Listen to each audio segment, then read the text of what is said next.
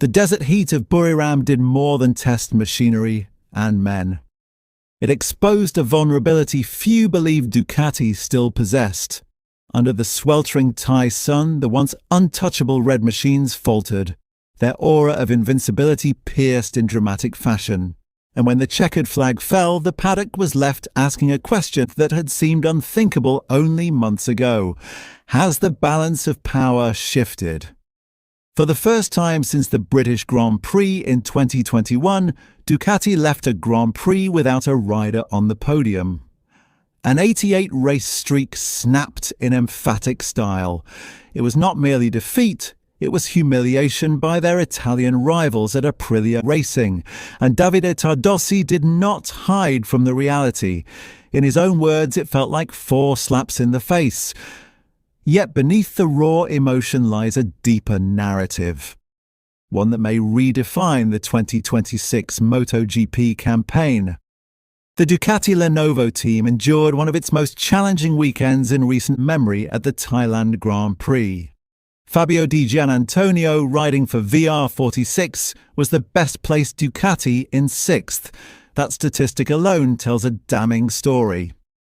Defending world champion Marquez had shown flashes of podium contending pace before suffering a sudden rear tyre issue that ended his charge. Francesco Bagnaia struggled throughout Sunday with similar rear grip concerns, eventually finishing 9th. Meanwhile, Alex Marquez endured a disappointing weekend, capped by a crash. Across the garage divide, Aprilia delivered arguably the most complete performance in its MotoGP history. Marco Bezzecchi led a stunning 1.345 result for the Noale manufacturer, underlining their growing technical confidence and strategic maturity. Tardozzi was candid. While he acknowledged the circuit characteristics may have amplified Ducati's weaknesses, he refused to hide behind excuses. He pointed to upcoming rounds: Austin, Qatar and Jerez, as circuits that will reveal the real value of the competitive order. It is a fair assessment. Buriram's layout places enormous stress on rear tyre management and acceleration stability in extreme humidity. Ducati's Desmosedici, traditionally formidable across varied layouts, appeared unusually sensitive to changing grip levels and atmospheric conditions. Crucially, Tardozzi admitted something that may worry rivals. Ducati cannot afford to keep anything in the drawer any longer. Development upgrades, strategic risks, and perhaps even philosophical shifts are now on the table. Aprilia's rise is no overnight miracle. Since joining from VR46 in 2025, Bezzecchi has elevated the RSGP's development trajectory. Tardozzi himself conceded that even before Marquez's injury-hit Indonesia campaign last season, the Spaniard had struggled to consistently overpower the Italian. That admission is telling. Ducati's dominance over the past few years was built not only on engineering brilliance under Gigi Dall'Igna, but on adaptability. If Aprilia has now closed the gap on multiple circuit profiles, the championship fight could evolve into something far less predictable. Bezzecchi's performance in Thailand was not simply about raw pace. It showcased tyre preservation, race management, and confidence under pressure. Hallmarks of a title contender. Ironically, Ducati had looked formidable in pre-season testing at Buriram. Marquez and Bagnaia topped timesheets in both qualifying simulations and race runs. Yet when the Grand Prix conditions changed, altered track rubbering, higher humidity, different grip evolution, the Desmosedici package lost its edge. Tardozzi was clear. All Ducati riders suffered from the same drop in performance. That uniform regression suggests a systemic sensitivity rather than isolated rider error. Meanwhile, KTM's Pedro Acosta and Aprilia thrived under identical circumstances.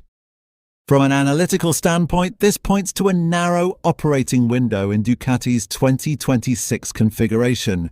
When conditions align, it remains devastatingly effective. When they deviate, the performance ceiling drops sharply. One race does not decide a season. Ducati's recent history proves their strength across diverse circuits and climatic extremes. Circuits such as Austin and Qatar have traditionally suited the Desmosedicis' power delivery and braking stability.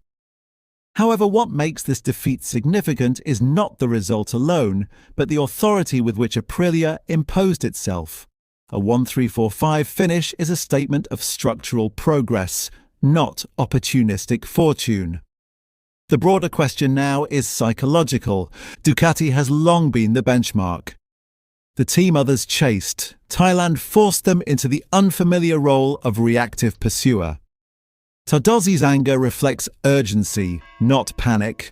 There is confidence in Bologna that the data will yield answers. But MotoGP's margins are thinner than ever, and Aprilia's trajectory suggests this is no fleeting challenge. If Ducati respond decisively, Buriram may be remembered as a wake-up call. If not, it could mark the beginning of a genuine power shift in modern MotoGP. One thing is certain. The so-called real hierarchy will not remain hidden for long, and when it is revealed, the 2026 title fight may be fiercer and far less predictable than anyone anticipated. What makes this moment even more intriguing is the strategic crossroads now facing Ducati. For years, the Desmosedici has been the reference point in MotoGP engineering, a machine combining explosive acceleration, braking stability, and aerodynamic efficiency. But modern MotoGP evolves at relentless speed, when a rival manufacturer finds both performance and consistency at the same time.